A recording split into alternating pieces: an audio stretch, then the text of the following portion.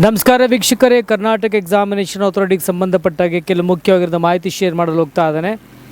ಮೊದಲನೇದು ಏನೆಲ್ಲ ತೆಗೆದುಕೊಂಡು ಹೋಗಬೇಕು ಅನ್ನೋ ಮಾಹಿತಿ ನಿಮ್ಮೆಲ್ಲರಿಗೂ ಗೊತ್ತಿರೋದು ಅನ್ಕೋತೀನಿ. ನೋಡಿ, ಅಡ್ಮಿಟ್ ಕಾರ್ಡ್, ಆಮೇಲೆ ಒಂದು ವ್ಯಾಲಿಡ್ ID ಕಾರ್ಡ್ ತೆಗೆದುಕೊಂಡು ಹೋಗೋದು ಮ್ಯಾಂಡೇಟರಿ ಇದೆ.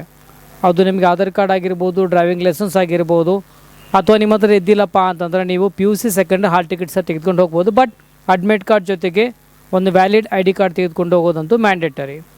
ಆಮೇಲೆ ಈಗ ಡ್ರೆಸ್ ಕೋಡ್ ಸಂಬಂಧಪಟ್ಟಾಗ ಆಲ್ರೆಡಿ ವೀಡಿಯೋ ಮಾಡಿದ್ದೇನೆ, ತೋರಿಸೋದು ನಿಮ್ಮ ಇನ್ಸ್ಟಾನಲ್ಲಿ ಅವೈಲೇಬಲ್ ಇದೆ. ಅದರ ಲಿಂಕ್ ಕಮೆಂಟ್ ಸೆಕ್ಷನಲ್ಲಿ ಕೊಟ್ಟಿರ್ತೇನೆ. OMR ಯಾವ ರೀತಿ ಫಿಲ್ ಮಾಡಬೇಕು, ಏನೆಲ್ಲ ಮಿಸ್ಟೇಕ್ ಮಾಡ್ತಾರೆ ಅದನ್ನು ಮಾಡಬೇಡಿ ಅನ್ನೋದಕ್ಕೆ ಒಂದು ವೀಡಿಯೋ ಮಾಡಿದ್ದೇನೆ. ಅದರ ಲಿಂಕ್ ಸಹ ಕಮೆಂಟ್ ಸೆಕ್ಷನಲ್ಲಿ ಇರುತ್ತೆ, ಚೆಕ್ ಮಾಡ್ಕೊಳ್ಳಿ.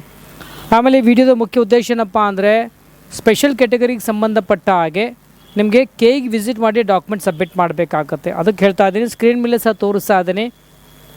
ಸ್ಪೋರ್ಟ್ಸ್ ವಿದ್ಯಾರ್ಥಿಗಳು ಮೇ 5, 6, 7ನೇ ತಾರೀಕು KEಗೆ ವಿಸಿಟ್ ಮಾಡಬೇಕಾಗತ್ತೆ. ಅಂದರೆ ಒಟ್ಟಾಗಿ ನಾನು ನಾನು ತೋರಿಸಿರುವಂತಹ ಎಲ್ಲ ಸ್ಪೆಷಲ್ ಕ್ಯಾಟಗರಿ ಅಂಡರ್ ಏನಪ್ಪ ಅಂದರೆ KE application form, admit card, valid ID card ಮತ್ತು ಬೇಕಾಗಿರುವಂಥ ಎಲ್ಲ ಡಾಕ್ಯುಮೆಂಟ್ಸ್ ಮತ್ತು ಸಂಬಂಧಪಟ್ಟಂಥ ಸ್ಪೆಷಲ್ ಕ್ಯಾಟಗರಿನ ಕ್ಲೇಮ್ ಮಾಡ್ಕೊಳ್ಬೇಕಂದ್ರೆ ಎಲ್ಲ ಬೇಕಾಗಿರುವಂಥ ಡಾಕ್ಯುಮೆಂಟ್ಸ್ಗಳನ್ನು ಒರಿಜಿನಲ್ ಸೆಟ್, 2 ಜಿರಾಕ್ಸ್ ಸೆಟ್ ತೆಗೆದುಕೊಂಡು ಏನಪ್ಪ ಅಂದರೆ KEಗೆ ವಿಸಿಟ್ ಮಾಡಬೇಕು. ಕಂಡೀಷನ್ ಏನಪ್ಪ ಅಂದರೆ KE ಅಪ್ಲಿಕೇಶನ್ ಫಾರ್ಮಲ್ಲಿ ಸ್ಪೆಷಲ್ ಕ್ಯಾಟಗರಿಗೆ ಸಂಬಂಧಪಟ್ಟಾಗೆ ನೀವು ಎಸ್ ಅಂತ ಹಾಕಿದರೆ ಮಾತ್ರ ನೀವು ಅಲ್ಲಿ ಹೋಗಿ ವೆರಿಫೈ ಮಾಡ್ಕೊಳ್ಬೋದು. ಇಲ್ಲಿ ಹಾಕಿಲ್ಲಪ್ಪ ಅಂದಲ್ಲಿ ವೆರಿಫೈ ಮಾಡೋಕ್ಕಾಗಲ್ಲ. Okay, APF, CRPF, CISF, BSF, ITBP ಇವರು 8ನೇ ತಾರೀಕಿದೆ ವಿಸಿಟ್ ಮಾಡ್ಬೋದು. ಮತ್ತು ಎಕ್ಸ್ ಡಿಫೆನ್ಸ್ಗೆ ಆಲ್ರೆಡಿ ತೋರಿಸ್ತಾ ಇದ್ದೇನೆ, ಡಿಫೆನ್ಸ್ಗಾಗಿರ್ಬೋದು. ಆಮೇಲೆ ಸ್ಕಾಟ್ಸ್ ಆ್ಯಂಡ್ ಗೈಡ್ಸ್ ಆಗಲಿ ಮತ್ತು NCC ವಿದ್ಯಾರ್ಥಿಗಳು, NCCಗೆ 14 ಮೇನಿಂದ 15 ಮೇ 2 ದಿನ ಇರುತ್ತೆ.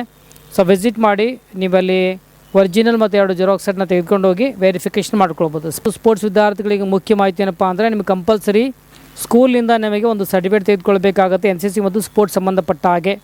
ಅಂದರೆ ಆ ಸ್ಕೂಲಲ್ಲಿ ಸ್ಟಡಿ ಮಾಡಿ ಪಾಸಾಗಿದ್ದೀರಾ ಅನ್ನೋದಕ್ಕೆ ಅದು ಒಂದು ಆಲ್ರೆಡಿ ಫಾರ್ಮೇಟ್ ಬಿಟ್ಟಿದ್ದಾರೆ ಮಾಹಿತಿ ಪುಸ್ತಕದಲ್ಲಿ. ಅದರ ಪ್ರಕಾರ ಏನಪ್ಪ ಅಂದರೆ ಅವರಿಗೆ ಸರ್ಟಿಫಿಕೇಟ್ನ ಪ್ರೊವೈಡ್ ಮಾಡಲೇಬೇಕಾಗತ್ತೆ.